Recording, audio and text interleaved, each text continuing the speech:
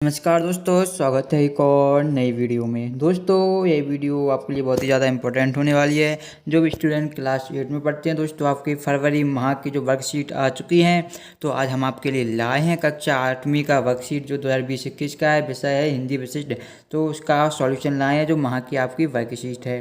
तो इसमें full solution आपको बताया जाएगा, इसलिए वीडियो को लास्ट तक जरूर देखिए।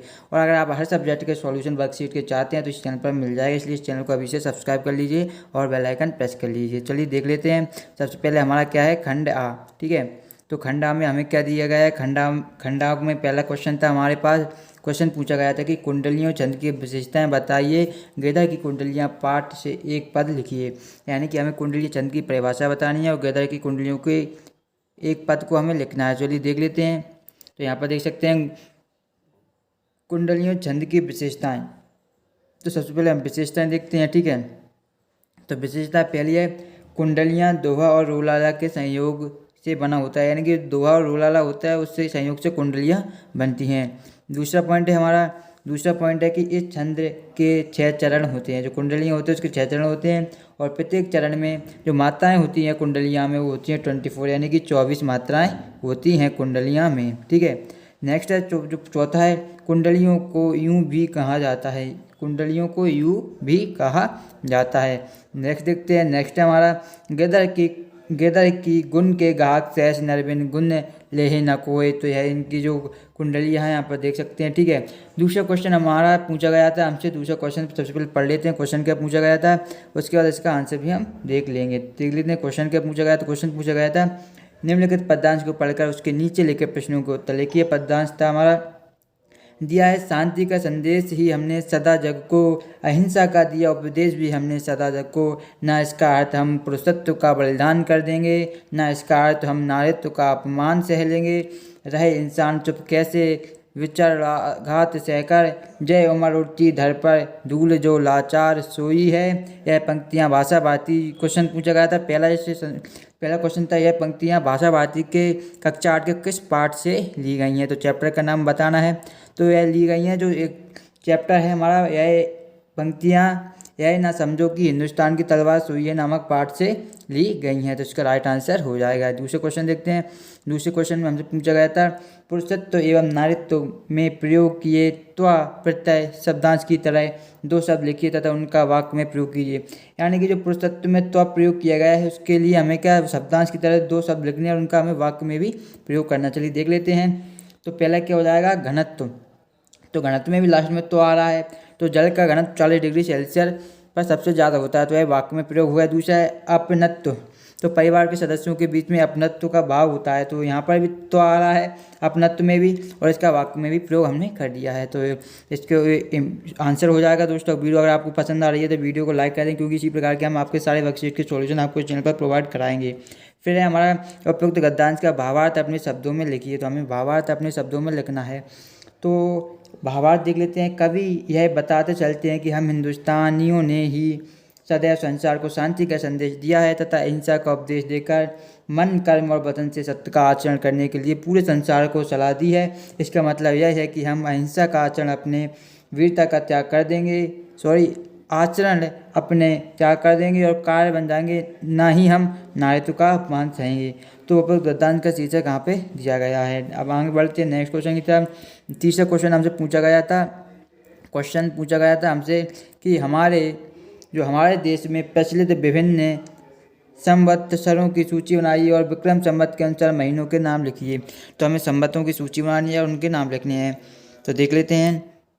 संवत, विक्रम संवत 56 ईसा पूर्व, शक संवत 78 ईसा पूर्व, गुप्त संवत या हर्ष संवत भी बोलते हैं 106 ईसा पूर्व, कलचुरी संवत 298 ईसा, बंगाल का लक्षण कलयुग की शुरुआत 3102 ईसा पूर्व, बौद्ध काल 544 ईसा पूर्व। ठीक है, इसके अलावा है हमारा महावीर काल 528 ईसा पूर्व, नेपाल का नेवर काल, केरल का कुल महीने। तो महीनों के नाम भी देख लेते हैं संवत के हिसाब से, जो कि हिंदी महीने के नाम होते हैं चैत्र, वैशाख, जेठ, आषाढ़, श्रावण, भाद्रपद, अश्विन, कार्तिक, मार्गशीर्ष, पौष, माघ और फाल्गुन। इतने जो होते हैं महीनों के नाम जो कि हिंदी संवत के हिसाब से चलते हैं। नेक्स्ट क्वेश्चन था हमारा।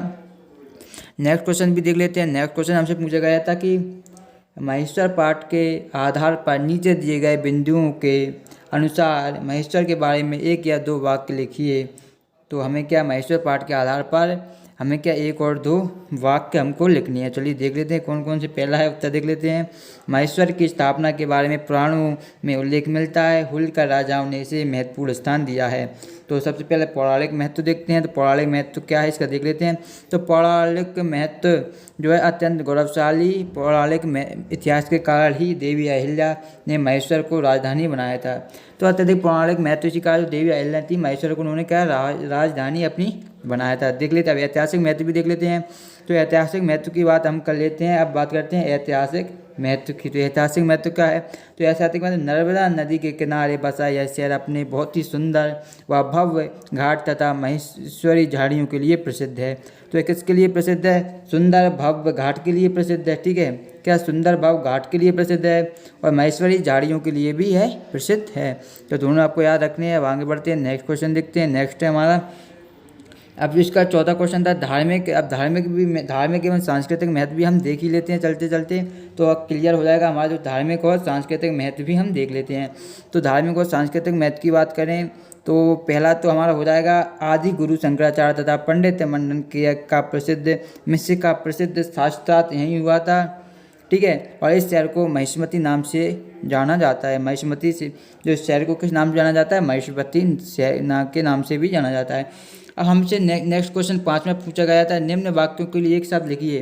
दोस्तों एक शब्द आपके आगे आने वाली परीक्षा में पूछे जाएंगे, इसलिए अच्छी तरीके से कर लेना है।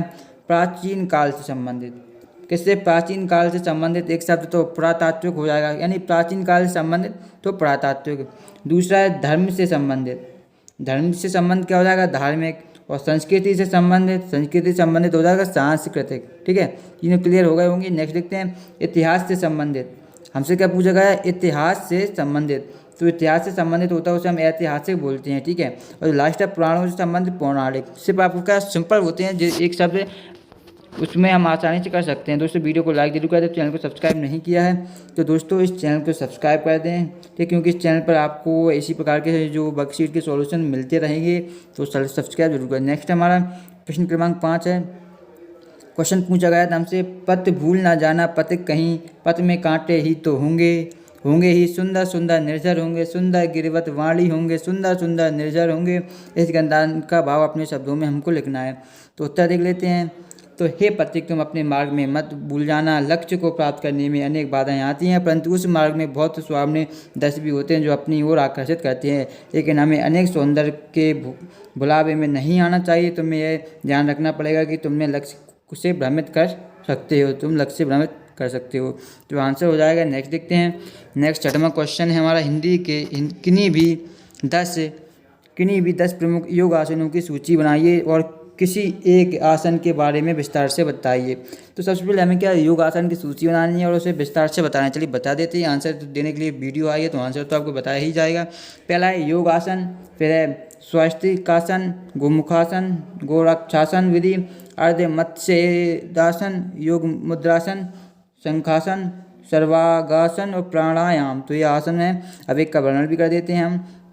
तो सबसे देखिए गोमुखासन, तो इसे करने से पूर्व सुखासन में बैठ जाते हैं। दाहिने हाथ ऊपर होते हुए पीछे ले जाएंगे, बाएं हाथ की पीठ की तरफ से लेकर दोनों हाथों के पंजों को कसा लेंगे, शरीर के ऊपर की ओर खींचे रखते हैं। तो इस तरह दोस्तों अगर इसकी PDF डाउनलोड करना चाहते हैं तो लिंक आपको डिस्क्रिप्शन में मिलेगी, वहाँ से आप इसकी PDF डाउनलोड कर पाएंगे। ठीक है, नेक्स्ट देखते हैं। प्रश्न क्रमांक 7 हमें दिया गया है, ऐसे बल जो मूर्धा के आधार पर बोले जाते हैं, यानी कि मूर्धा के आधार पर बोले जाते हैं, उन वर्णों को बताना है। तो वो वर्ण है हमारे रा पा, लगभग टा डा अड़ा डा और अड़ा। ठीक है, तो जाएंगे। नेक्स्ट है ऐसे वर्ड जो ओंठों के सहायता से बोले जाते हैं, यानी ओंठ जिससे हम ओंठों की सहायता से बोलते होते हैं। फा, ओंठों के नाम फा नहीं बोल सकते, माँ नहीं बोल सकते, पा भी नहीं बोल सकते, भा भी नहीं बोल सकते और बा भी नहीं बोल सकते, यानी कि जो ओंठों की सहायता से बोले जाते हैं उन वर्णों को उदाहरण। नेक्स्ट है ऐसे वर्ण जो दांत और ओंठों की सहायता से बोले जाते हैं, यानी कि ऐसे वर्णों के बारे में बताना है जो दांत और ओंठ दोनों की सहायता से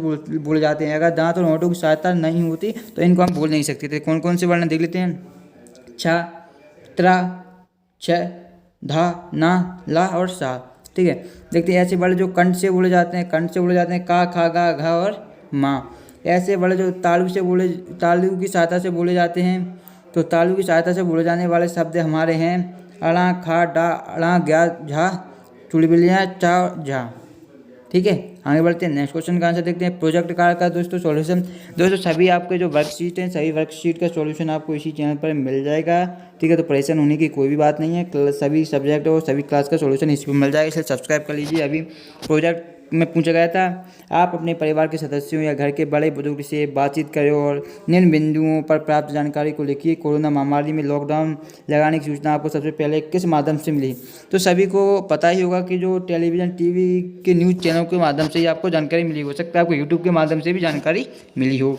फिर दूसरा है हमारा क्वेश्चन, दूसरा है लॉकडाउन से के आशा या लॉकडाउन लगने की सूचना प्राप्त होने के बाद आपके परिवार को कौन कौन सी समस्याओं का सामना करना पड़ा?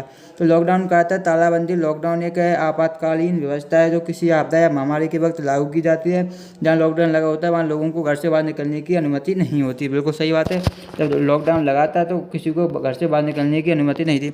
और लॉकडाउन होने के बाद समस्या क्या थी? बाहर न निकलना, राशन का उपलब्ध न हो पाना, यातायात में समस्या, रोजगार का अभाव होना, इतनी समस्याएं देखने को मिलती है। अगर चाहें तो आप इसे डिटेल में भी लिख सकते हैं। ठीक है, जिस तरीके से आप लिखना चाहें उस तरीके से लिख सकते हैं। नेक्स्ट है, तीसरा है हमारा लॉकडाउन में आपके परिवार में सबसे बड़ी समस्या क्या हुई और उसका समाधान कैसे हुआ, आप पता कर लिखिए। तो लॉकडाउन में परिवार में सबसे बड़ी समस्या हुई कि राशन को लेकर कई लोग भूखे आए और साथ ही यातायात में बाधाएं हुई। जिसका समाधान शासन द्वारा मजदूरों के लिए चलाई गई बसों ट्रेनों से घर पहुंचाया गया और साथ ही राशन भी उपलब्ध कराया गया था। तो यह समस्या का समाधान भी बताया गया है। ठीक है, पहले लॉकडाउन के दौरान और लॉकडाउन के बाद आपकी दिनचर्या में क्या अंतर आया लिखिए। यानी कि लॉकडाउन के पहले जो दिनचर्या थी और लॉकडाउन के बाद दिनचर्या में क्या परिवर्तन है बताना है। तो पहले आसानी से घर की चीज़ें मार्केट से लेकर आते थे जो बाद में मुश्किल से हो पाता है। बाहर निकलने पर पाबंदी लगा दी गई जिससे फिजिकल एक्टिविटी कम हो गई और इंटरनेट पर ज़्यादा समय बिताने लगे। पहले रोजगार था तो आराम से रूटीन का खर्चा चलता था जो बाद में बहुत सेविंग करके चलाना पड़ता है। ठीक है, और राशन को मैनेजमेंट नहीं हो पाता था। कोरोना महामारी में भी आपने कौन सा नया कौशल सीखा, यानी कि कौन सा नया कौशल सीखा बताना है। तो कोरोना महामारी में ऑनलाइन पर बहुत ही सी चीज़ें सीखी जिसमें मैंने प्रोग्रामिंग और गेमिंग में दक्षता प्राप्त की और भी बहुत सारी नॉलेज को प्राप्त किया जो रियल लाइफ में उपयोगी रहा, जिससे मैं डेकोरेशन करना भी सीखा। तो दोस्तों यह था आपका जो क्लास 8 का जो हिंदी का है वो वर्कशीट, उसका सॉल्यूशन बता दिया गया है। दोस्तों नेक्स्ट वीडियो हम आपका अदर सब्जेक्ट का भी सॉल्यूशन और अदर क्लास का भी सॉल्यूशन आपको इसी चैनल पर बता देंगे, इसलिए इस चैनल को अभी से सब्सक्राइब कर लीजिए और बेल आइकन प्रेस कर लीजिए क्योंकि इस प्रकार का सॉल्यूशन आपको कोई नहीं बताएगा। ठीक है, तो यह था हमारा आज का वीडियो जिसमें हमने देख लेते हैं क्या क्या देखा। कक्षा 8वीं का हमने देखा वर्कशीट 2020-21 का सॉल्यूशन जो कि हमारा हिंदी विशिष्ट का था और जो माह चल रहा है हमारा माह फरवरी, तो इसका सॉल्यूशन हमने इस वीडियो में आपको बता दिया। आई होप आपको ये वीडियो पसंद आई, लाइक और चैनल पर पहली बार जुड़े तो इसी प्रकार की वीडियो देखने के लिए आप चैनल को सब्सक्राइब कर दीजिए। नेक्स्ट वीडियो में आपको नेक्स्ट वर्कशीट के सॉल्यूशन मिल जाएगा। धन्यवाद दोस्तों वीडियो को लास्ट तक देखने के लिए।